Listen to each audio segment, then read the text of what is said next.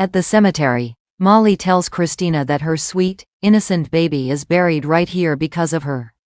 Molly yells that Christina wants to blame Ava, but she went to Ava's room to pick a fight. TJ tries to intervene and tells Molly not today, but Molly calls Christina selfish and self-absorbed.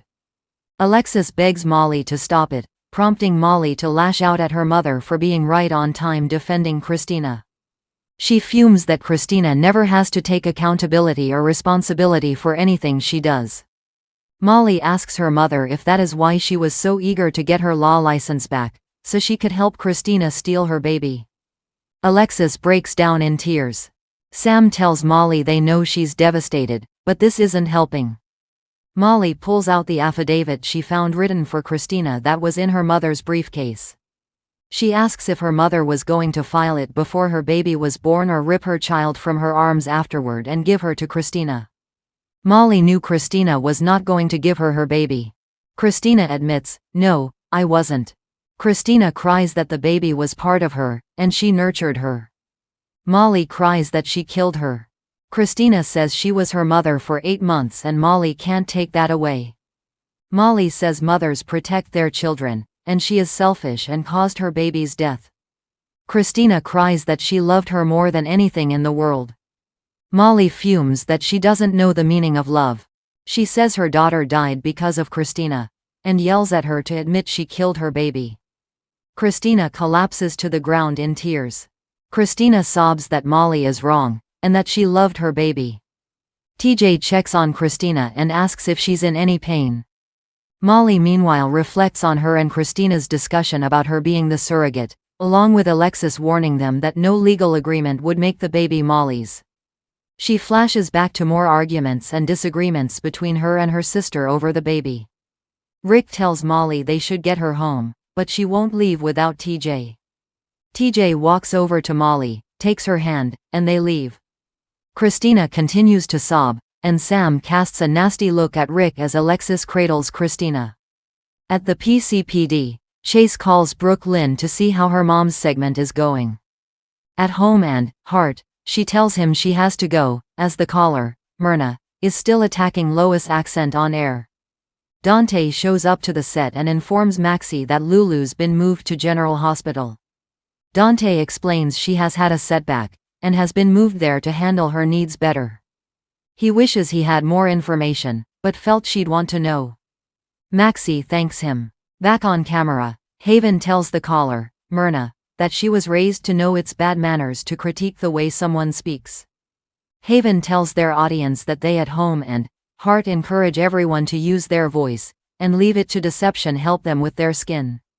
Haven and Lois continue the broadcast. Haven introduces one of their new hosts, Pearl. Pearl reveals a new line of vegan handbags that will be available in the next segment. Later, Haven tells Lois she was fantastic and is a natural. Brooke Lynn says the numbers are great, and she sold the most products this quarter. Even Tracy tells Lois she did a great job. Privately, Lois asks her daughter to be honest with her, is her accent unbearable? Brooke Lynn tells her the numbers don't lie, and she was a hit. Tracy and Haven join them. Haven agrees that Lois was a hit, and so does social media. Haven wants to book her next appearance and make this a regular thing. Tracy suggests they not inflate Lois' ego anymore, and they should head home. Tracy says they'll set up a call to book their next appearance. At the hospital, Liz takes care of Lulu when Laura arrives. She asks how her daughter is. They step out, and Liz explains that Lulu is stable, but her liver is still failing. They don't know why this is happening, and tests are being run. Liz says she's doing everything she can to keep her comfortable. The nurse assures her that Lulu is in good hands here and that they will get her through this. Laura knows what people must think about the situation, it's hopeless, and she should let her daughter go. However, she knows Lulu is a fighter, and they need to give her every opportunity to come back to them. Maxie arrives at the hospital and speaks to Liz about Lulu. Liz tells her what she can about Lulu, and encourages her to sit with and talk to her friend. She says many people who come out of comas recall what people said to them when they visited. Dante returns to the station, and Chase asks about the funeral. Dante says it was a mess, and nothing can be said or done to help anyone. Chase asks why he's not with his family today. Dante explains he got some unexpected news and needs to bury himself in work. Chase offers to listen. Dante says it's Lulu. She's been taken to General Hospital and has taken a turn for the worse. Chase asks if Rocco knows, and Dante says he does. Chase asks Dante how he's doing, knowing Lulu could be slipping away. Dante doesn't know what he feels, or if he has a right to feel anything. He loves Sam, and he loves the life and family they created. Chase knows how great he and Sam are, but Lulu was his wife, and they have a child, so he can have complicated feelings for her too. Dante says they were divorced when the accident happened, and she was moving on with her life. He doesn't think she's lying in that bed dreaming about him. Back at the hospital, Maxie sits with Lulu and paints her nails. She knows Lulu will pull through this as so many people need her. Maxie says that includes Dante.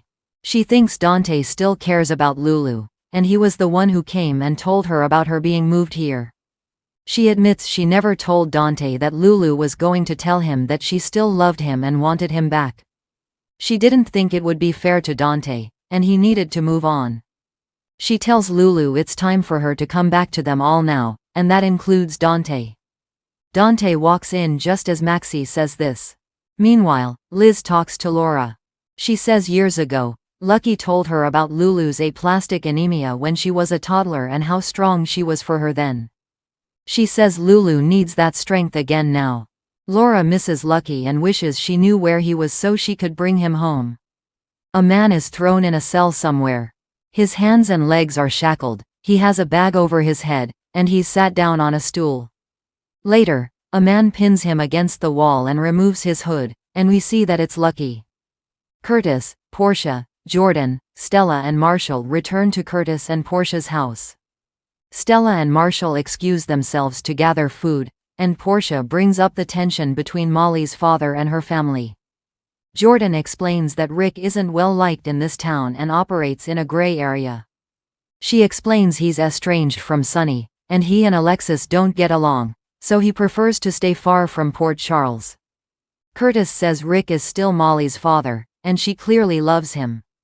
On the porch, Molly tells TJ she's sorry about what happened today. This should have been about healing and putting Irene to rest, and she turned it into something ugly. TJ says she doesn't have to apologize, and sometimes, their emotions are too big to handle. He understands how she feels, and they will always be Irene's parents. He promises they'll figure out this grief together, and they embrace. Back inside, Marshall and Stella discuss TJ, who Marshall says will need them more than ever now. TJ confides in Jordan that Christina was never going to give them their baby. She had an affidavit to keep the baby, and Alexis was helping her.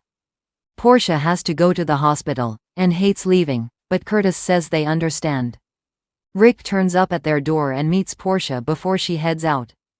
Portia tells him to make himself at home. Molly approaches her dad, and they embrace. Molly tells Curtis that they are going to step outside. Curtis checks in on TJ and asks if he's hanging in there. TJ says he doesn't have a choice and keeps telling himself that time heals all wounds. Jordan says they are all here to lift him and Molly up. TJ says he's grateful for them. TJ decides to check on Stella and Marshall. Alone, Jordan tells Curtis that Christina and Alexis were planning to steal TJ's child. She says Christina and Alexis had an affidavit all drawn up and ready to file. Curtis is stunned. Jordan says Christina would never have thought about having a baby if it weren't for Molly and TJ, and that Christina would keep that baby would have been unforgivable. She also says that the child was TJ's child, and she would have given Christina and Alexis the fight of their life if that baby survived. On the patio, Molly thanks her dad for coming, even though she knows he hates being in Port Charles. He says he'll always be here when she needs him. Molly is drained, and she feels like she has fought a war. He thinks she won, but she says there are no victors here. Her relationship with Christina is in pieces, and Mom is taking Christina's side as usual. Rick tells her that he's proud of her for standing up for herself and her child. Molly knows that Sam and Alexis will gang up on her to try to forgive Christina, but she never will forgive her. It's Christina's fault that her baby is dead. Alexis takes Christina home and makes her daughter comfortable on the couch. She tries to make Christina see that Molly is grieving too. Christina says that doesn't give Molly the right to blame her for her baby's death. Alexis reminds her that she's named after her sister Christina, who she was often at odds with, but she misses her dearly. She tells Christina that she and Molly have to find a way to work through this. Christina insists she will never forgive Molly for blaming her for the baby's death.